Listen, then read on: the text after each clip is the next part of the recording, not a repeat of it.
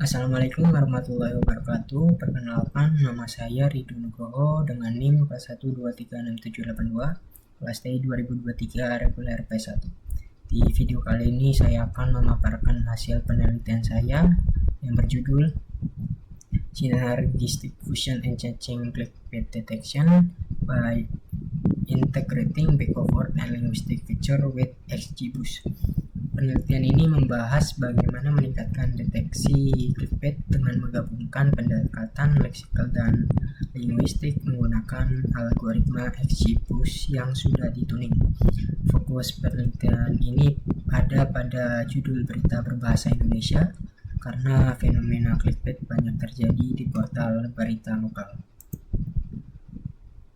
Penelitian ini berangkat dari realita bahwa media online kini berlomba-lomba menarik klik demi meningkatkan pendapatan iklan. Salah satu strategi yang banyak digunakan adalah clickbait, yaitu judul yang sensasional, ambigu, atau provokatif untuk memancing rasa ingin tahu pembaca.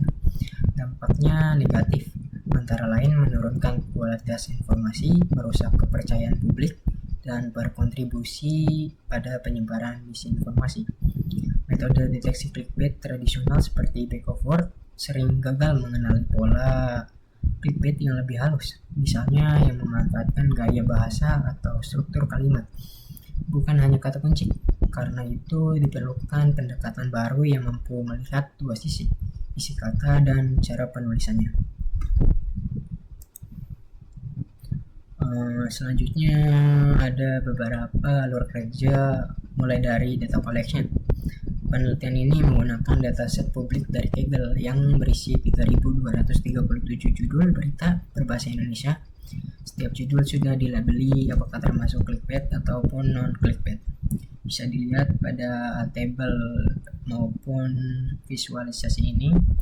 Untuk tabel kita bisa lihat distribusinya cukup seimbang, yaitu sekitar 43% untuk clickbait dan 57% untuk non-clickbait. Dataset ini menjadi dasar untuk melatih sekaligus menguji performa model. Setelah dilakukan collection data, lanjut untuk pre-processing data, yaitu mempersiapkan teks agar dapat diproses oleh mesin. Tahapannya meliputi normalisasi. Untuk normalisasi itu menghapus tanda baca maupun angka dan menjadikan kalimat tersebut menjadi huruf kecil seperti pada tabel ini. Setelah dinormalisasi, lanjut ke tokenisasi. Tokenisasi itu menjadikan sebuah kalimat menjadi sebuah kata. Kalian bisa lihat pada tabel ini. Setelah ditokenisasi, dilakukanlah stop word removal. Stop word removal itu menghapus kata seperti di, banyak, makin, kata-kata yang tidak penting untuk digunakan training model. Setelah di stop word removal, dilakukanlah stemming. Stemming itu menghapus kata-kata imbuhan seperti per, lalu peng. Lanjut, setelah preprocessing, dilakukanlah ekstraksi fitur. Setelah data siap, dilakukanlah ekstraksi fitur dengan dua pendekatan. Yang pertama ada fitur leksikal yang direpresentasikan dengan backward yang menghitung frekuensi kemunculan kata dalam judul. Lalu yang kedua ada fitur linguistik yang melihat sisi lain dari teks seperti panjang judul, rata-rata panjang kata, dan jumlah kata unik. Bisa dilihat pada tabel ini. Setelah di processing data, dilakukanlah ekstraksi fitur mulai dari leksikal. Untuk leksikal menghasilkan value 1 maupun 0 untuk setiap kata. Untuk linguistik itu tergantung jumlah kata maupun rata-rata kata maupun jumlah kata unik. Di sini bisa dilihat untuk panjang katanya 5, rata-rata katanya 6,6 dan jumlah kata uniknya 5. Setelah itu kita gunakan dua pendekatan fitur dalam satu model. Penelitian ini tidak hanya memilih salah satu jenis fitur saja, tetapi menggabungkannya melalui metode fusion maupun hybrid. Vektor dari BO4 dikombinasikan dengan vektor fitur linguistik sehingga model memperoleh gambaran yang lebih menyeluruh, baik dari sisi isi maupun struktur penulisan judul. Lanjut ke data splitting,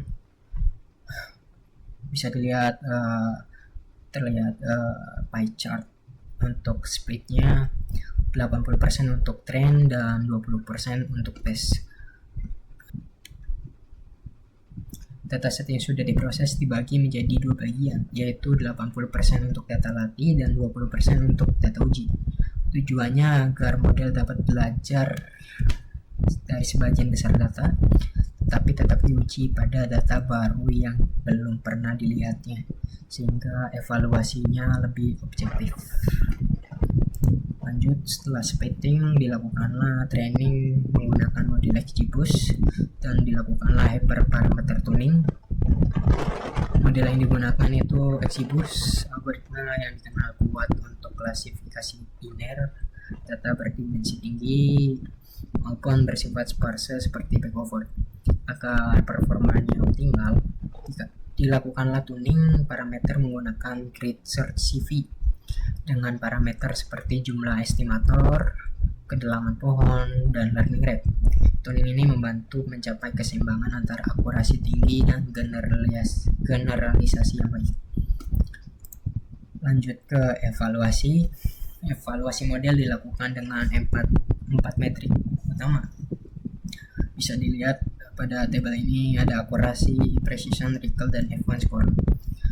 Hasilnya model berbasis backover murni mencapai akurasi 0,72.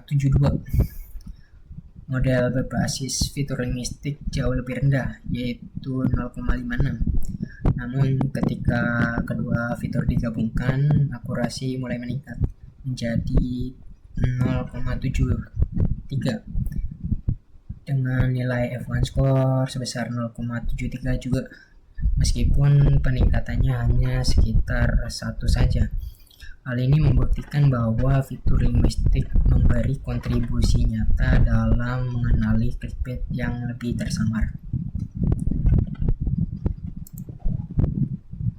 Lanjut ke visualisasi, bisa dilihat perbandingan antara conversion metric bow only dan juga bow plus linguistic feature. Untuk bow only pada level 0 yang tadinya 310 menjadi 316 setelah dikombinasikan, walaupun kenaikannya tidak terlalu banyak. Untuk level 1 juga dari 59 menjadi 53. Visualisasi ini menegaskan bahwa fitur linguistik memperkaya informasi sehingga model tidak hanya bergantung pada kata kunci, tetapi juga pada gaya bahasa. Hasil penelitian menunjukkan bahwa fusion, yaitu gabungan antara kedua fitur tadi, lebih baik dibandingkan penggunaan salah satu fitur saja.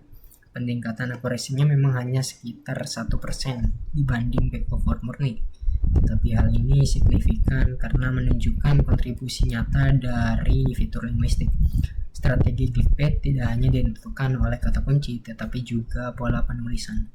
Dengan fusion, model mampu mengenali clickbait yang lebih tersamar, misalnya judul tanpa kata pemicu, eksplisit namun tetap menyesatkan dari sisi gaya bahasa. Selain membangun model, penelitian ini juga disusun dalam bentuk artikel ilmiah yang dipublikasikan di jurnal yang kita pilih. Mungkin untuk video pembahasan mengenai pemaparan hasil riset sampai sini saja, semoga bermanfaat. Kurang lebihnya mohon maaf. Terima kasih. Wassalamualaikum warahmatullahi wabarakatuh.